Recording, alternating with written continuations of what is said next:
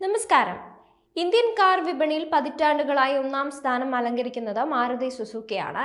എന്നാൽ 2, 3, 4 സ്ഥാനങ്ങൾക്ക് ഈ കൊല്ലം ഇളക്കം സംഭവിച്ചിരുന്നു. പൊതുവെ ഹ്യുണ്ടായി, ടാറ്റ, മഹീന്ദ്ര എന്നിവയാണ് ഇന്ത്യൻ കാർ വിപണിയിൽ മാരുതിക്ക് പിന്നിലെ ആദ്യ 3 സ്ഥാനക്കാർ. ഈ വർഷം മഹീന്ദ്ര ടാറ്റയെ മറികടന്ന് 3-ാം സ്ഥാനം കൈയടക്കുന്ന കാഴ്ചകളും നാം കണ്ടിരുന്നു.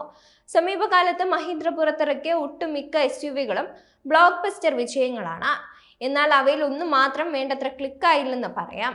എന്നിരുന്നാലും ആ കാർ മോഡലുകളും 2 ലോകോത്തര ബ്രാൻഡുകളെക്കാൾ വിൽപ്പന നേടുന്നുണ്ട്.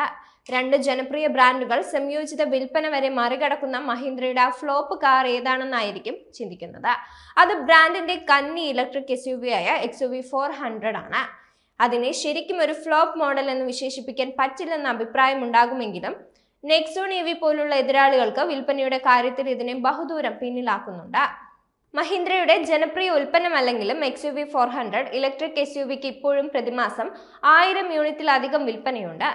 അതായത് പ്രമുഖ ഫോറിൻ ബ്രാൻഡുകളായ സിട്രണിന്റെയും ജീപ്പിന്റെയും ഒരുമിച്ചുള്ള വിൽപ്പനയേക്കാൾ കൂടുതൽ വരും. ഇത് വിശദീകരിച്ച് പറഞ്ഞാൽ 2024 നവംബർ മഹീന്ദ്ര XUV 400 SUVയുടെ വിൽപ്പന 1000 യൂണിറ്റ് ആയിരുന്നു. മറുവശത്ത് സിട്രണിന്റെ വിൽപ്പന 509 യൂണിറ്റും ജീപ്പിന്റേത് 361 യൂണിറ്റുമാണ്. 2 ബ്രാൻഡുകളും ചേർന്ന് വെറും 870 യൂണിറ്റ് വിൽപ്പന മാത്രമാണ് നടത്തിയത്. ഫ്രഞ്ച്, അമേരിക്കൻ ബ്രാൻഡുകൾ മൊത്തം 9 കാറുകൾ ഇന്ത്യയിൽ വിപണിയിൽ എത്തിക്കുന്നുണ്ടെന്ന് ഓർക്കണം. നിലവിൽ Citroen C3, C3 Aircross, C5 Aircross, basalt എന്നീ കാറുകളാണ് വിൽപ്പനയ്ക്ക് എത്തിക്കുന്നത്. എയർക്രോസ്, ബസാൾട്ട് എന്നിവ എതിരാളികളെക്കാൾ കുറഞ്ഞ വിലയിൽ ഓഫർ ചെയ്തിട്ടും പച്ച പിടിക്കുന്നില്ലെന്നതാണ് സങ്കടകരം. ക്രെറ്റ ഉൾപ്പെടുന്ന മിഡ് സൈഡ് SUV വിഭാഗത്തിലാണ് എയർക്രോസ് മറ്റുരയ്ക്കുന്നത്.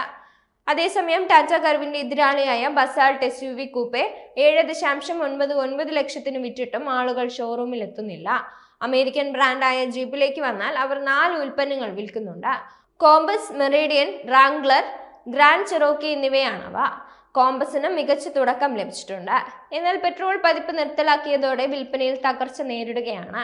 വില കൂടിയ മറ്റ് SUVകൾക്ക് പക്ഷേ ഷോറൂമുകളിൽ ആളെ കൂട്ടാൻ സാധിക്കുന്നില്ല.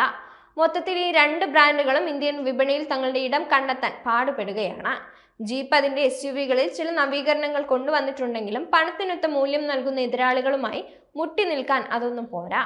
സിട്രൺ ആണെങ്കിൽ പുത്തൻ ഫീച്ചർ ലിസ്റ്റുമായി കാറുകൾ അപ്ഡേറ്റ് ചെയ്യുകയും ഇന്ത്യൻ ക്രിക്കറ്റ് ഇതിഹാസം MS ധോണിയെ ബ്രാൻഡ് അംബാസഡർ ആക്കിയും ഊർജിതമായ രക്ഷാപ്രവർത്തനത്തിൽ ഏർപ്പെട്ടിട്ടുണ്ട്.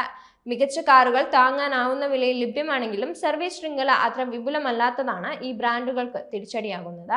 XUV 400 EVയിലേക്ക് 4.5 kWh, 39.4 kWh ബാറ്ററി ഓപ്ഷനുകളാണ് വരുന്നത്. ചെറിയ ബാറ്ററിക്ക് ഫുൾ ചാർജിൽ 359 കിലോമീറ്ററും വലിയ ബാറ്ററി പാക്കിന് 456 കിലോമീറ്ററുമാണ് MIDC റേഞ്ച്. ആധുനിക EVകളാൽ കാണുന്ന സവിശേഷ ഫീച്ചറുകളെല്ലാം തന്നെ ഇതിലുമുണ്ട്.